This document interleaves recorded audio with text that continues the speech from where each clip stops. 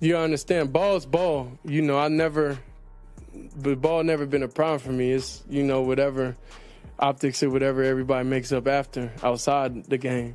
But I thought the guys did a really nice job of Shedeur and operating, the guys making plays. So, again, a ton to teach off of.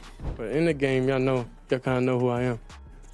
Shedeur Sanders has done what many thought was impossible, ringing the bell in the NFL.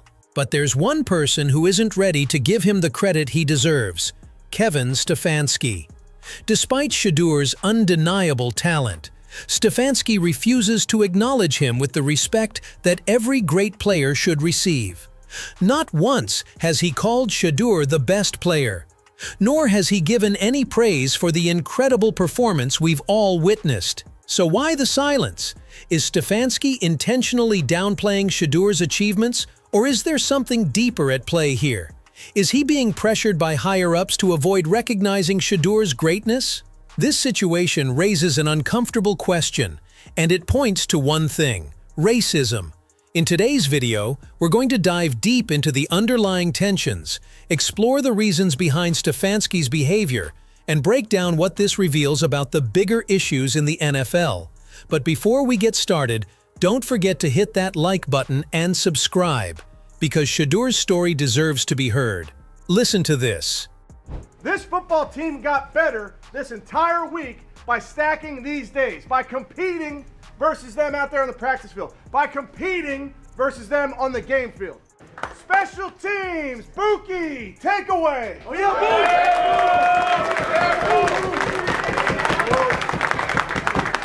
Buki. On defense, Nick, takeaway. Oh yeah.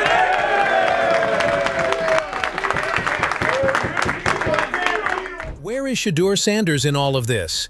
Why didn't Stefanski mention him in the dressing room? After the game, Stefanski went to the locker room, as he should have, but not once did he bring up Shedeur's name.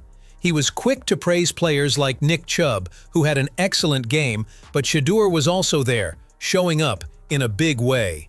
So why not mention the best player on the field? It's either that Stefanski is under pressure, or maybe, just maybe, he's one of them.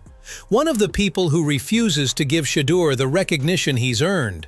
It's hard to ignore the implications when the praise is reserved for certain players and not others.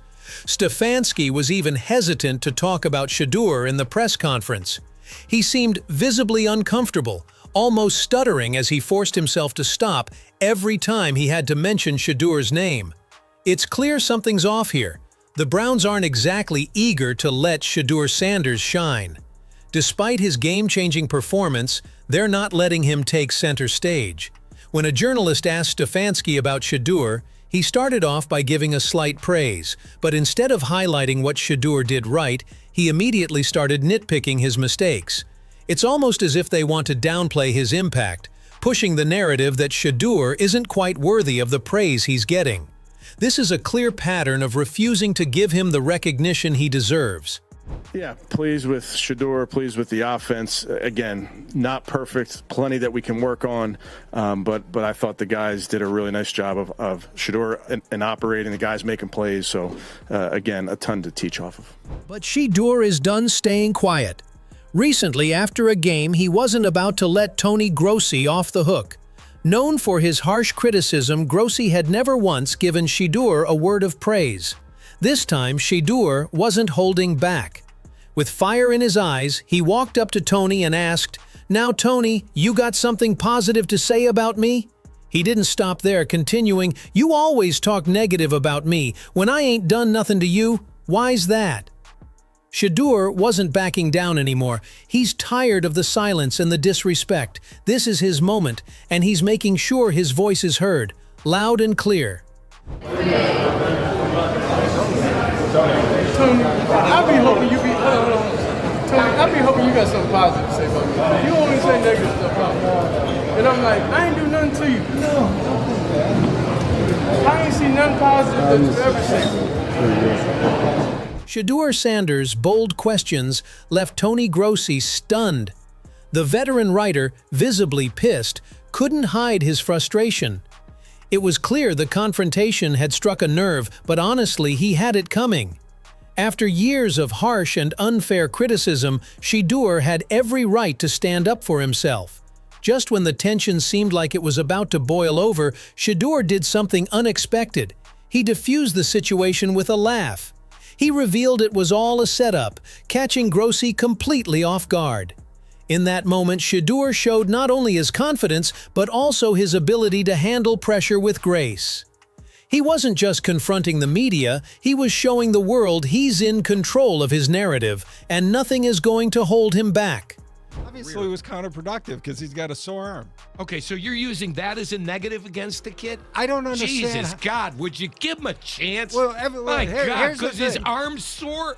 Yeah. What, that's a negative? That the kid's got a sore arm? Yes! Because he's working too hard? The hell out of here. Working against who? Get out of here. You got an agenda with that. You're going to, you know what, Yes. Tone? That's going to bite you in the... But still, the narrative against Shedeur isn't stopping anytime soon.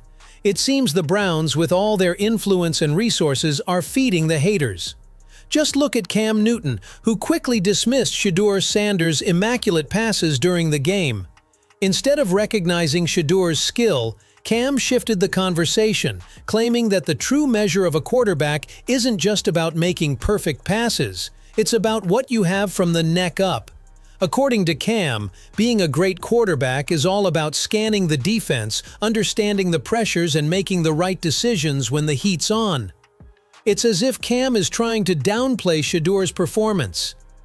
He was a 5th-round pick. Put your head down and grind. The game is not just about completing the pass. The game is more focused on the neck up. Hey, what's my side adjust? Hey, who am I hot off of? What's my signal right here? What coverage are they in? Those are the things that if I'm Shedeur, I'm worried about. I ain't worried about what the popular people... Like seriously, Cam Newton is saying this?